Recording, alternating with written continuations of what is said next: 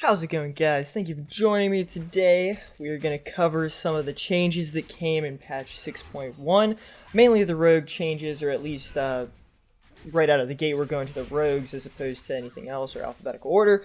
So anyway, let's go ahead and hop into it.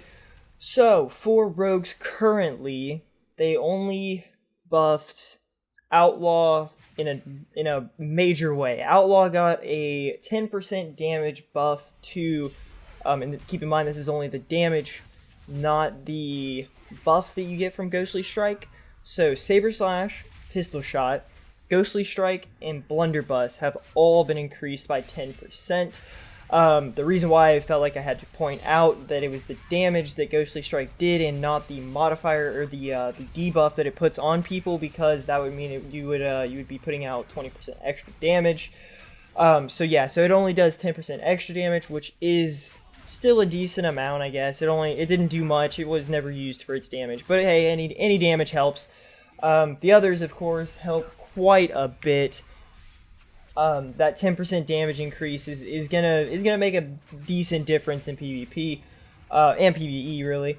Kingsbane now generates 1 combo point. This is a major, I say major, it's a really big deal. The reason why is because in the past, Kingsbane cost enough energy to be used as an ability. It was an ability, but it didn't return any, it didn't do anything for you in terms of your combo point generation, and it now that it is giving you a combo point, essentially, it helps you with that combo point generation. To say the least, you could do Mutilate, Kingsbane. Now you have 5 combo points instead of doing 3 Mutilates and wasting, or 2 Mutilates and having to do a Blade Toss, or, whatever the heck it's called. Throwing your knife, I guess. Which is very helpful at this point in the game. Beyond that, they say that Hemorrhage, Mark for Death, Ghostly Strike now show up on caster nameplates. This is kind of more of a bug fix in my mind than any kind of a buff. And then the only other thing is the casting time of all Assassination Poison have been reduced by 1.5 seconds. They were 3, so now they are effectively 1.5 seconds to apply poisons. This being said, this isn't a buff so much. I mean, it is, but it's an extremely minor buff that will not be used in, you're not going to win a game because you can apply a poison 1.5 times faster, assuming that you apply it while you're in the gates of the arena as opposed to after the arena starts, which I know mistakes happen, so this does kind of help that situation, but other than that, that's about it. I have heard from a couple YouTubers that cleanses now actually can remove poisons without triggering their cooldowns. So I'm assuming if that is true, this is a direct attempt to indirectly nerf your Assassination rogues. I have not noticed it. You'll see in these clips I'm playing Assassination Rogue, and I didn't notice it too much. I did notice that some people can one-shot me now, because they're pretty strong whenever I don't have evasion available or cloak. But whenever it comes to Death Knights, I'm only going to cover Frost, because the other ones don't really, well, I can cover Unholy real quick. Death Coil damage is increased by 50%, that's the only real thing. Frost, Frozen Pulse now triggers if you have fewer than 2 full runes. It used to be 1, so that was kind of nerfed in a sense. Frozen Pulse damage reduced to 60% of attack power. It was 72, so yet another nerf. Obliterates damage is increased by 20%. Howling Blast damage increased by 50%. 2 massive buffs to them, which is why they're so relevant in PvP now. Razor Ice now increases frost damage by 3% per stack, and it was 2%, so that's a decent buff for them.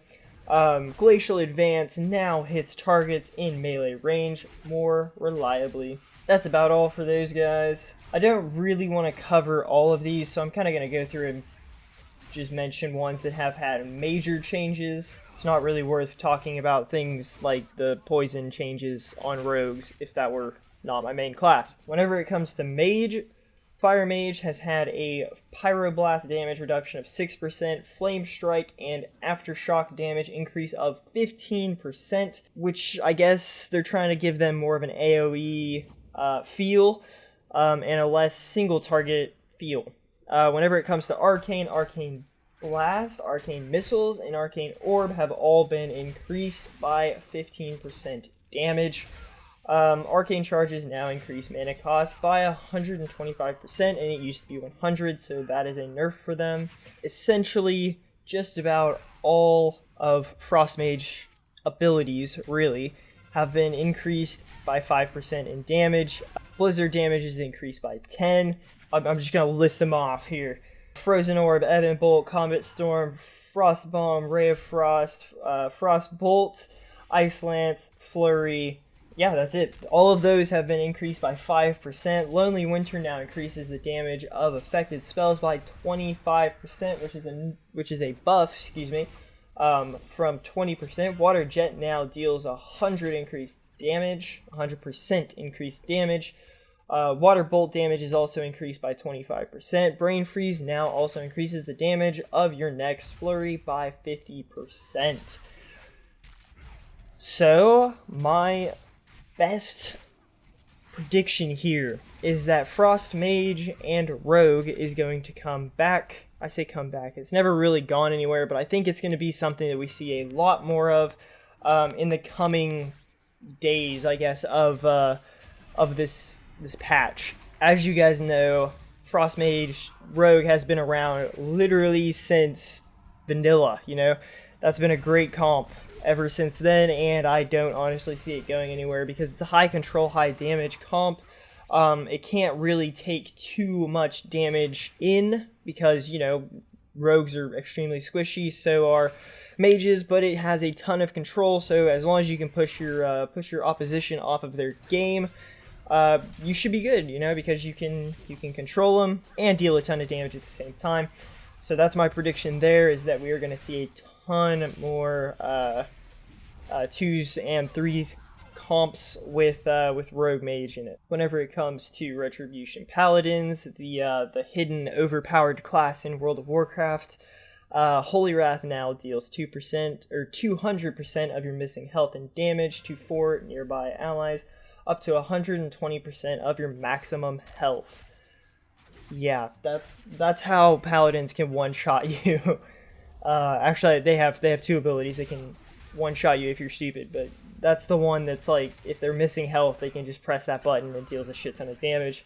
Affliction Warlocks received a decent amount of love because Corruption received a 10% damage increase. Phantom Singularity, a 5% damage increase. Soul Drain damage increased is all it says. It doesn't give me a percentage. Drain Life damage increased by 5%. Siphon Life by 5%. Unstable Affliction by 5%. Agony by 5%. Also, Soul Effigy is now immune to AoE damage. So they are going to be a lot better now than they were. On top of that, your Demonology Warlocks have had a couple of change. Thakil's yeah, okay, I said that right, I guess. Thakil's consumption deals damage equal to 8% health, up from 6. Demonic Empowerment now increases health by 20%. It was 50%, so that is a huge nerf there. Demon Wrath now generates soul shards consistently. On another note, the one of the weakest, if not the weakest, spec in Legion has actually been buffed quite a bit, I guess. Okay, I'm just going to go ahead and name off all of these Fury Warrior abilities that have been buffed. They've all been buffed by 8%. I'm just going to list them off. Raging Blow, Rampage, Execute, Bloodthirst, Odin's Fury, Furious Slash, Dragon's Roar, and Ravager have all been increased by 8%. On top of that, Enrage now increases damage taken by 20%. It was 30%, so that is a buff for them. Finally, War Paint now modifies the Enrage damage taken to increase to 15%. So effectively, they are a lot more of a force to be reckoned with. I was going to say a lot more tanky, but that's only the last one that reduces damage they take by 20%. Next up, Survival Hunter. has had Raptor Strike damage increased by 100%, Carve damage increased by 150%, Butchery damage increased by 35%, Throwing Axes damage increased by 25%. They've also recently redesigned Animal Instincts. Flanking Strike now also reduces the remaining cooldown of a random one of the following abilities: Flanking Strike, Mongoose Bite, Aspect of the Eagle, or Harpoon. All of those changes that I've just listed are all going to be the major changes that have changed in 7.1. Honestly, some of them are some very needed changes. Some of them are probably going to make some classes pretty damn overpowered now.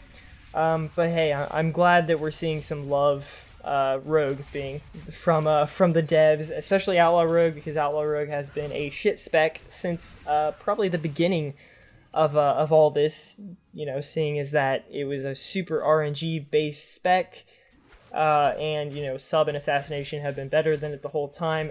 I haven't actually dove in and checked out exactly what's going on with these with Outlaw yet. I plan to do a video on that here pretty soon. But anyway, guys, thank you for watching. I hope you enjoyed. I hope you learned a little something, and I will see you in the next episode. Peace.